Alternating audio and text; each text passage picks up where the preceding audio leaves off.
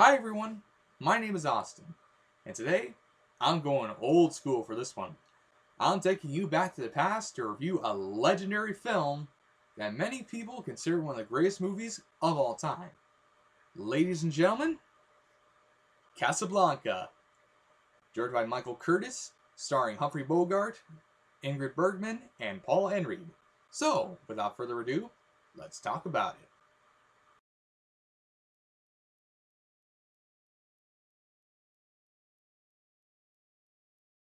In case you are unfamiliar with this film, here is the plot. Set during World War II, the film focuses on Rick Blaine, an American expatriate who owns a club known as Rick's Cafe American, which attracts a varied amount of people, including Vichy French and Nazi German officials, refugees hoping to get into the neutral US, and those who prey on them, like how I prey on many Frosties when you take me to Wendy's.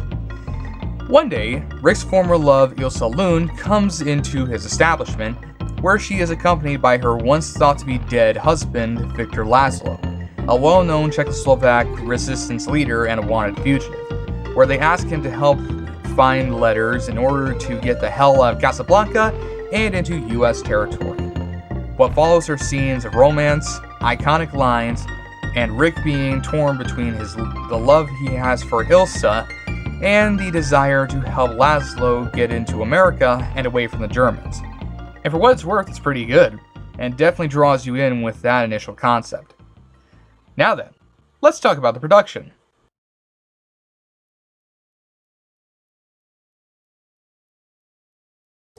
When it came to the subject of the film's origins, it all comes back to an unproduced play from Murray Burnett and Joan Allison, for which the film is based on, for which Warner Bros. Story analyst Stephen Carnott labeled it sophisticated hokum, hokum meaning nonsense, in the best way possible, and story editor Irene Diamond, who played a hand in convincing producer Halby Wallace to greenlight The Maltese Falcon and Dark Victory, discovered the script while on a trip to New York in 1941, and convinced our man Hal, who produced many films throughout his lifetime, including Little Caesar,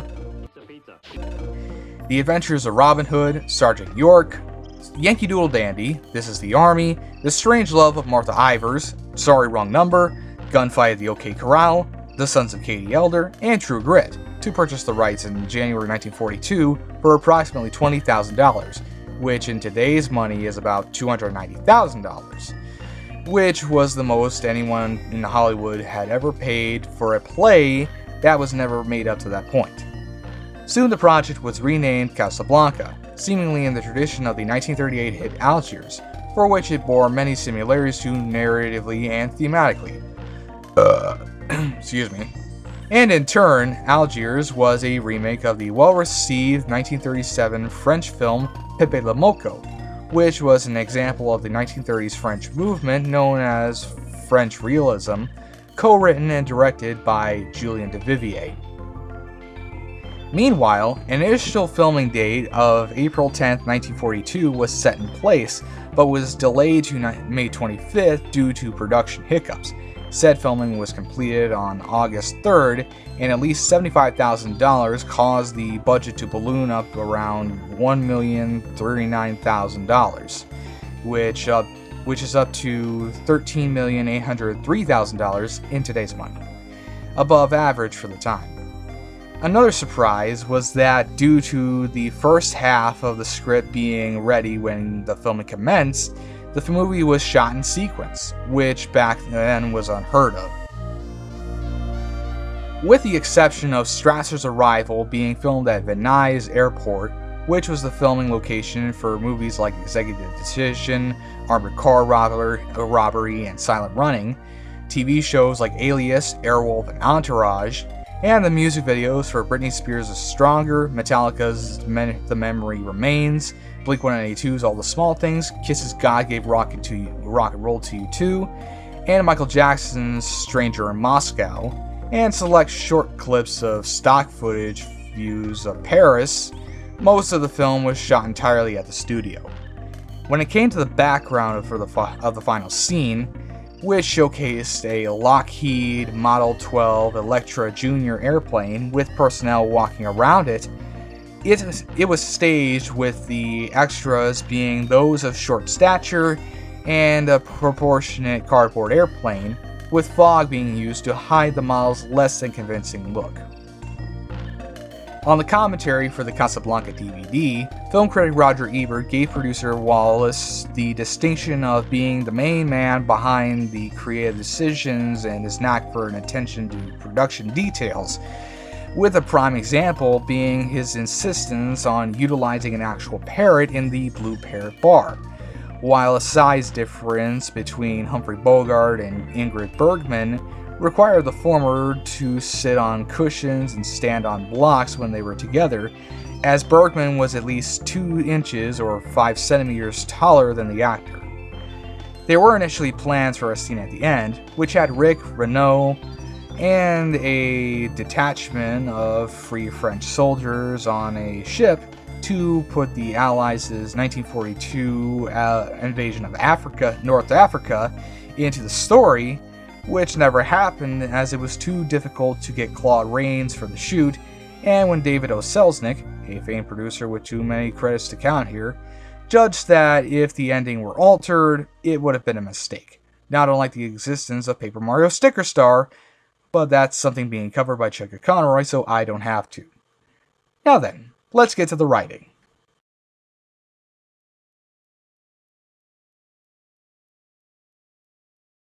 When it came to the script, the original play was inspired by a trip to Europe that Murray Burnett took with his wife in 1938, for which they visited Vienna just after the Anschluss, which was the annexation of Austria into the German Reich, and were affected by the anti-Semitism that they saw. They then went to a small town in southern France, where at a nightclub overlooking the Mediterranean, found many exiles and refugees, and a black pianist who would go on to form the blueprint for Sam, Rick's best friend.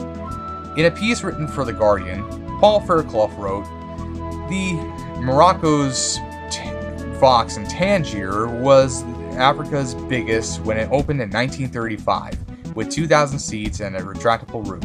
As Tangier was in Spanish territory, the theater's wartime bar heaved with spies, refugees, and underworld hoods, securing its place in cinematic history as the inspiration for Rick's Cafe and Casablanca."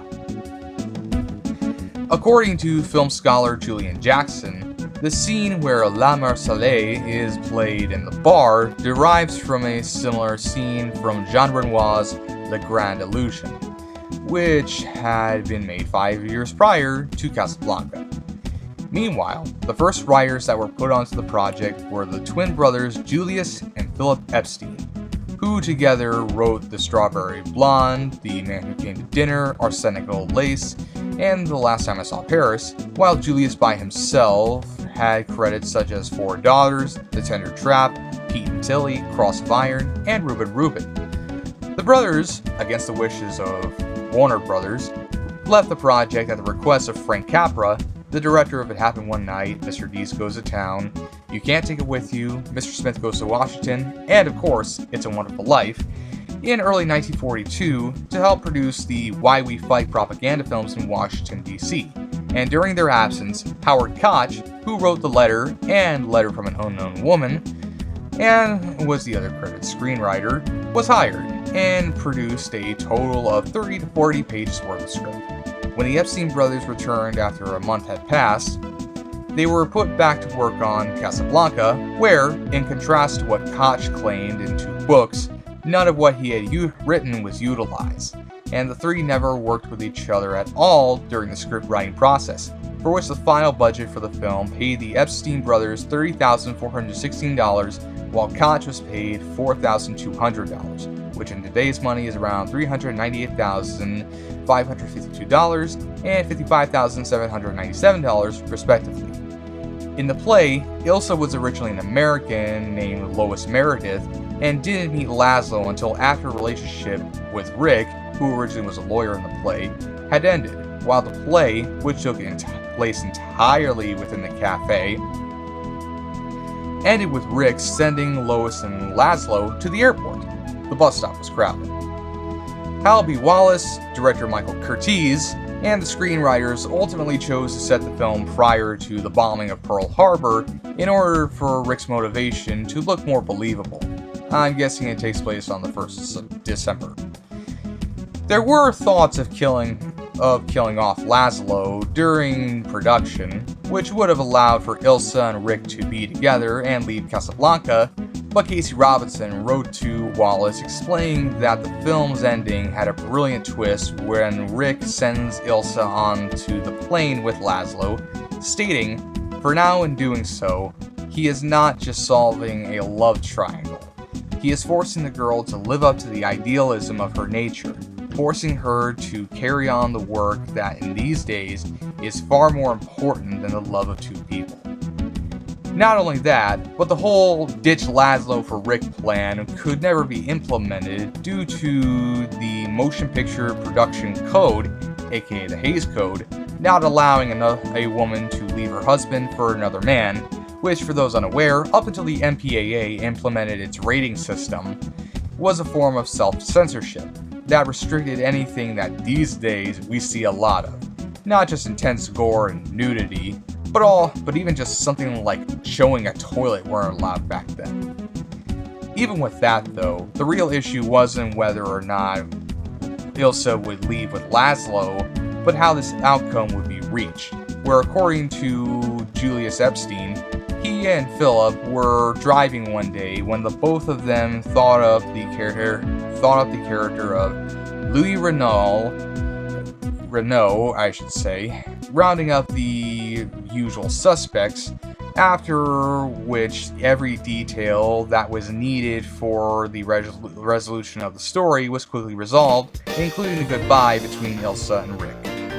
Moving on, the series of interactions between Rick and Ilsa in the cafe were contributed by the uncredited Casey Robinson over the course of 3 weeks.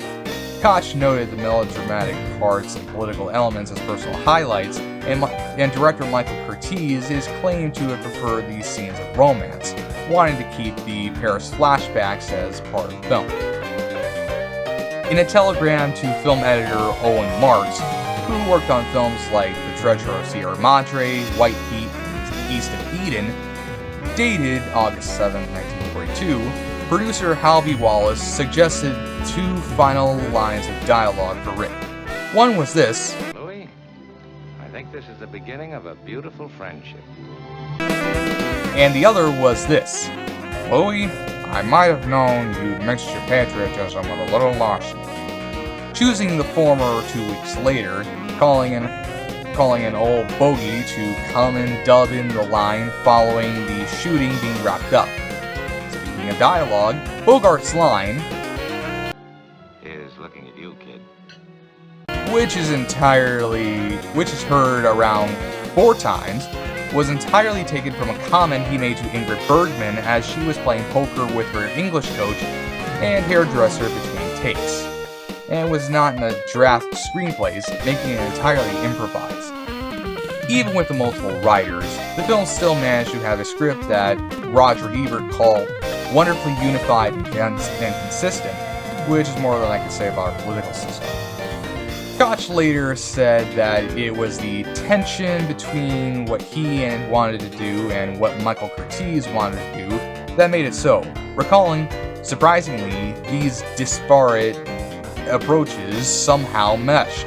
And perhaps it was partly this tug of war between Curtiz and me that gave the film a certain balance.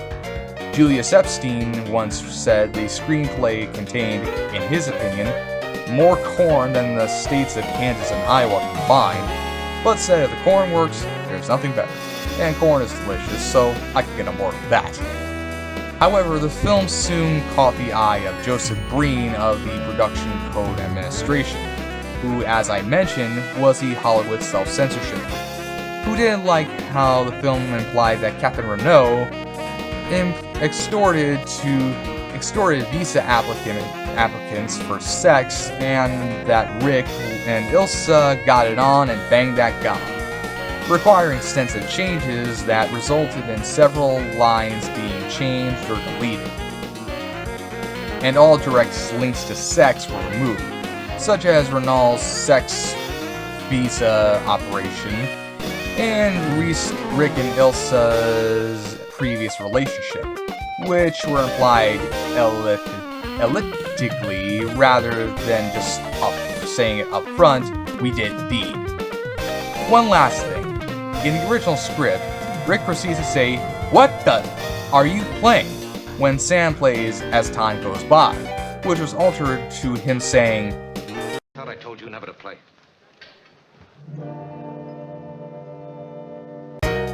To conform to Green's objection to hearing what I can only assume was an implied usage of the F word, as that's the notification. That's what I think he may have heard, or what the crap. I'll take either option. Now then, let's talk about Michael Curtiz.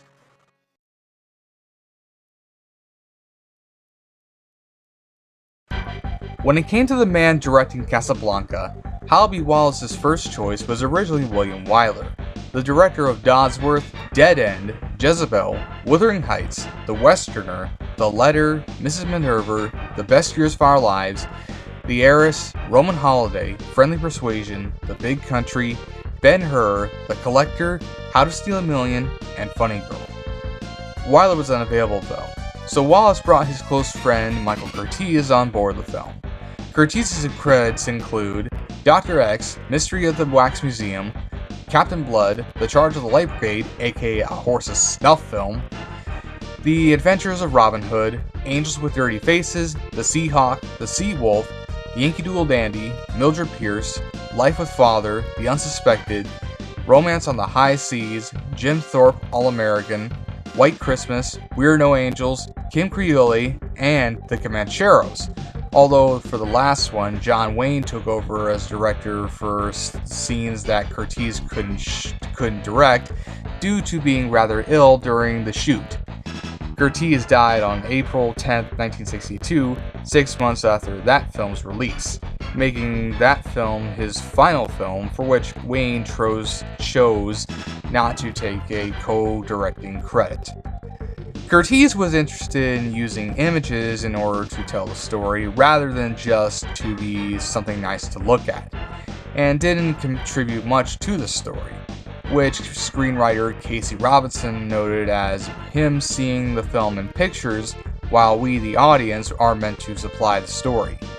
Which, given how Roger Ebert said that very few of these shots are just memorable as shots, shows that sometimes a visual can tell a story better than just straight up telling it to you outright. Some people, like Andrew Saris, a proponent of the auteur theory, which is a belief that the director has all the control to make it their movie, and Algene Hametz have said it to be an exception to the rule, while others like Sidney Rosenzweig,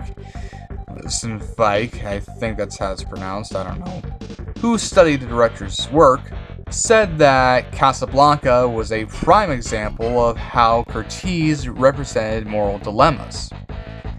Meanwhile, Don Siegel, the director of the original Invasion of the Body Snatchers, Flaming Star, Hell is for Heroes, The Killers, Charlie Varick, The Shootist, and many Clint Eastwood films, including Coogan's Bluff, Escape from Alcatraz, Two Mules for Sister Sarah, The Beguiled, and of course, Dirty Harry, was put in charge of these second unit montages, including the opening sequence of the Refugee Trail and the invasion of France, which could explain the scene where one guy starts exclaiming, "You're next!" Now let's discuss the cinematography.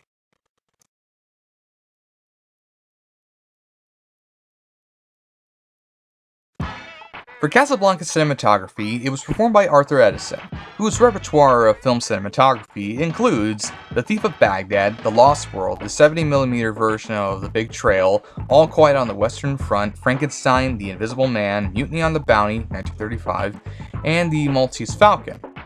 He especially took note to photographing Ingrid Bergman, primarily having her shot from her preferred left side, usually with a softening gauze filter with catch lights, a light source which produces a speculate highlight in the subject's eye in an image, or potentially the highlight itself, to have her eyes sparkle not unlike these pretty faces, which was made specifically to have Bergman's face seem melancholic, tender, and nostalgic. Bars of shadow across the characters and in the background, meanwhile, imply various things, such as imprisonment, the crucifix, the Free French Forces symbol, and emotional turmoil, while dark film noir and expressionist lighting was emphasized in a multitude of scenes, especially during the end of the movie. Sid Rosenzweig has said that these shadow and lighting effects are indicative of the way that Michael Curtiz would make his movies, accompanied by the smooth camera work and use of the environment as a framing device.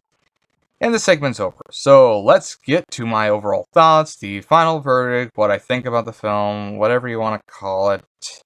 It's time for my opinion, so let's get to it! Alright, now everybody, get in crash position.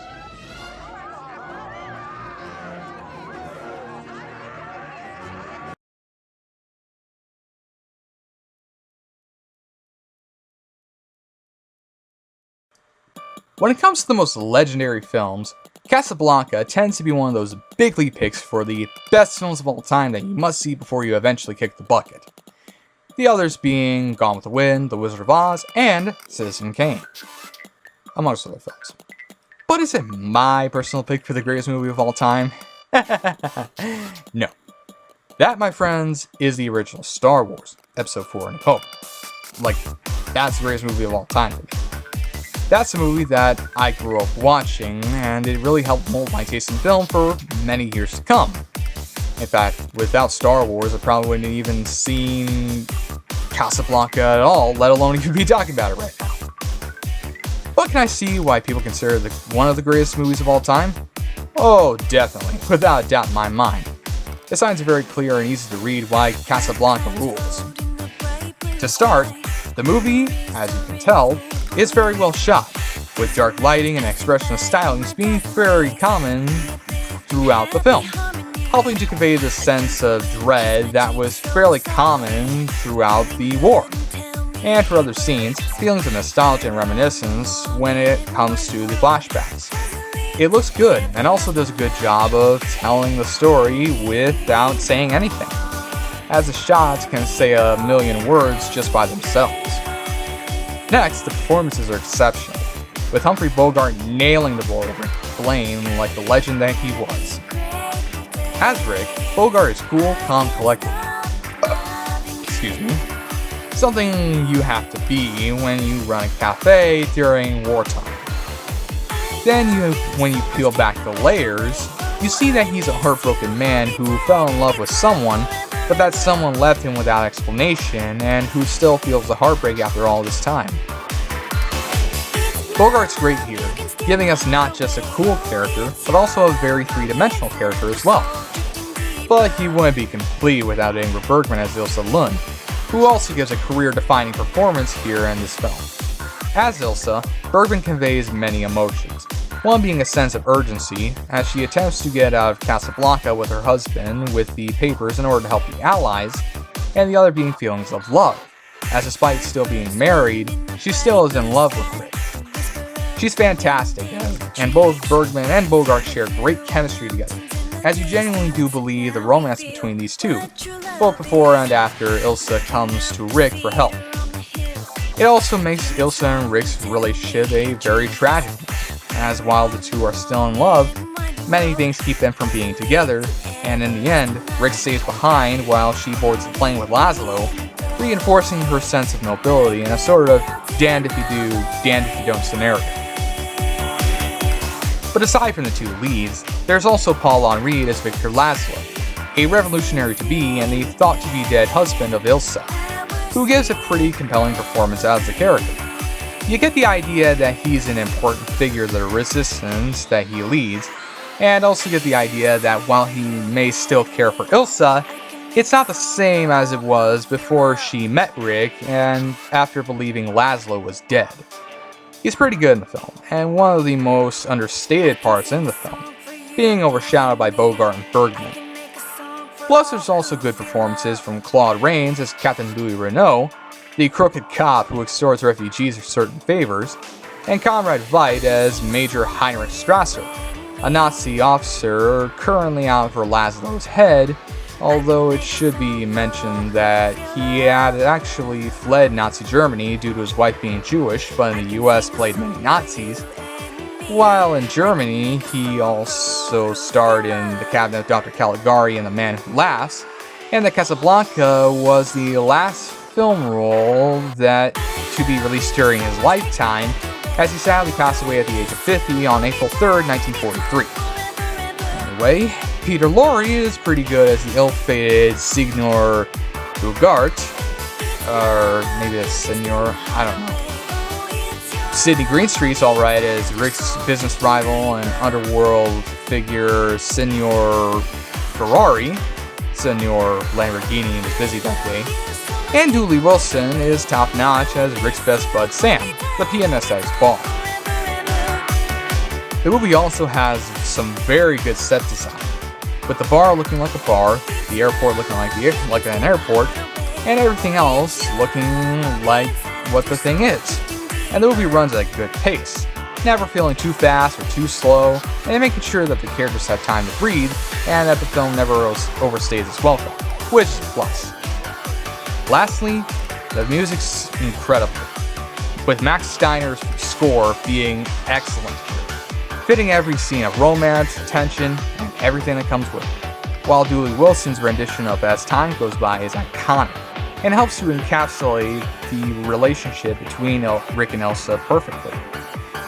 It's a great song, and also feels indicative of the film, for as time goes by, just as Rick and Elsa will have Paris, we'll always have Casablanca when time comes around for us to watch it again, and again, and again.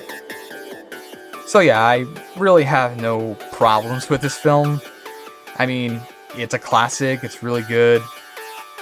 It's classic. Casablanca's fantastic, and probably is a film that will remain in the hearts for many for years to come.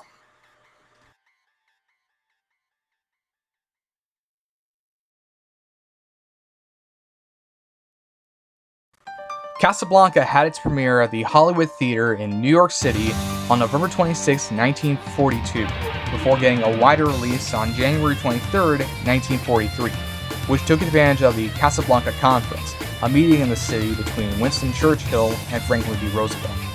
By 1955, it was said that the film had gained $6.9 million against a budget that fluctuated between $870,000 and $1 million, following its initial gross of $3.7 million, which was a lot of money back then, and while it turned a profit, it didn't exactly set the world on fire. Meanwhile, initial reviews were pretty good, with positive reviews coming from Variety and Bosley Crowther of the New York Times, but in the years since, its reputation has grown exponentially, as by 1977 it had become the most frequently broadcast film on American television. Ingrid Bergman's portrayal of Ilsa, as I've said before, became one of her best-known roles, later stating, "I feel about Casablanca that it has a life of its own. There is something mystical about it. It seems to have filled a need that there was before the film, a need that the film filled." Roger Ebert once said that even though certain elements such as Paul Henry's performance as Victor Laszlo and the unrealistic special effects could be criticized, he had never heard of one negative review for Casablanca, even calling it a gem, while Leonard Maltin considers it the greatest Hollywood movie of all time, which that's certainly a statement. The movie is also one of the very few films to have a perfect 100 out of 100 score on Metacritic, and even sits at least a 99% on Rotten Tomatoes. Why not 100? I don't know, but it's that significant. Humphrey Bogart was nominated for an Oscar for the film, while the film won Best Picture, Best Director, and Best Screenplay, while Empire Magazine lists Casablanca as 28 of their 100 greatest film movies of all time list.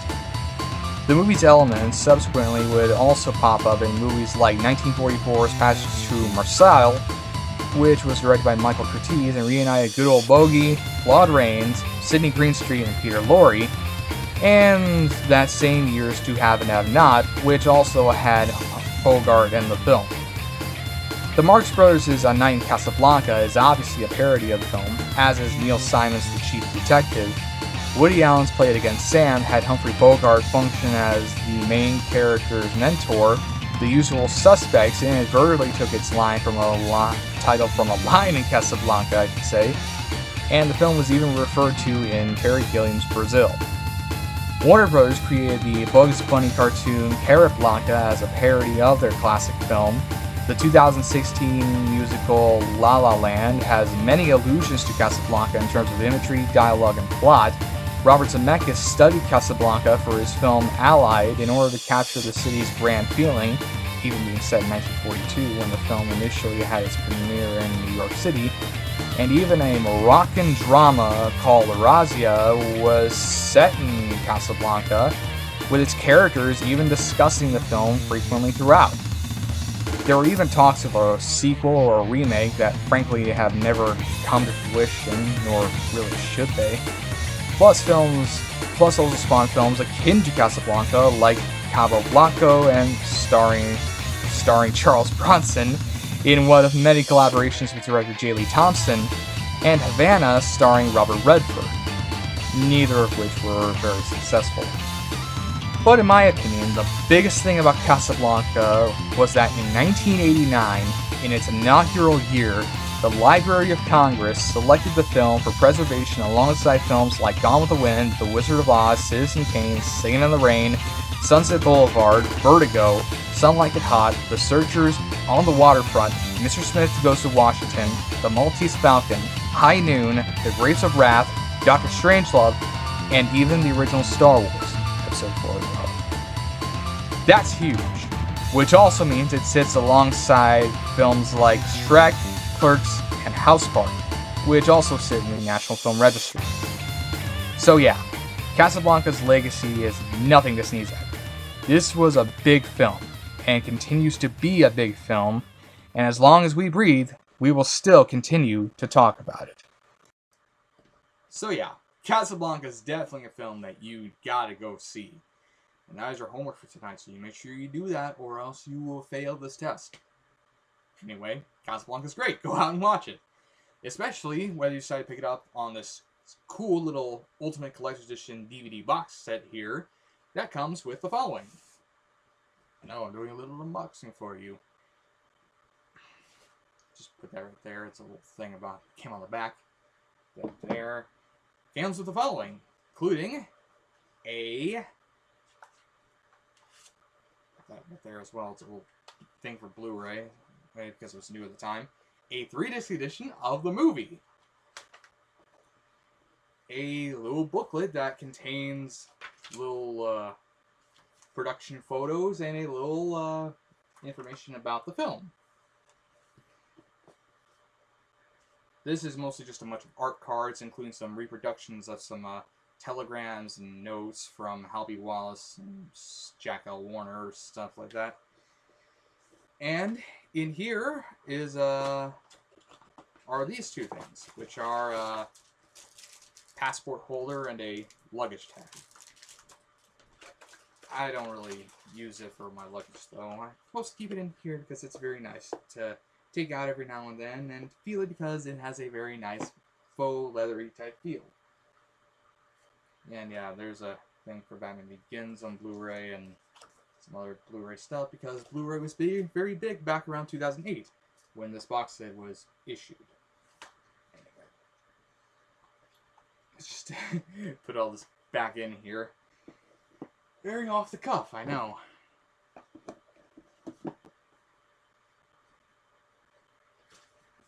Yeah, very amateur and not up close, but hey, you got to see what's inside this thing, so yeah. Whether you decide to get it on this big box set there, or you decide to pick it up on Blu-ray, Casablanca is a film you have got to go out into the world and see. I don't know why I did that, but just go see it. It's well shot, well acted. It's a great film. Okay? You gotta go see Casablanca. If I gotta keep reminding you, you're gonna fail that test more times than I could say supercalifragilisticexpialidocious. Yeah. So that's really all I have to say here. So with that, this concludes my review of Casablanca. I hope you enjoyed it, found it entertaining, educational, and made you want to seek out this movie. But then again, you probably already did, or your parents made you watch it anyway. So, yeah, there's that. So, I want to thank you all for watching this video.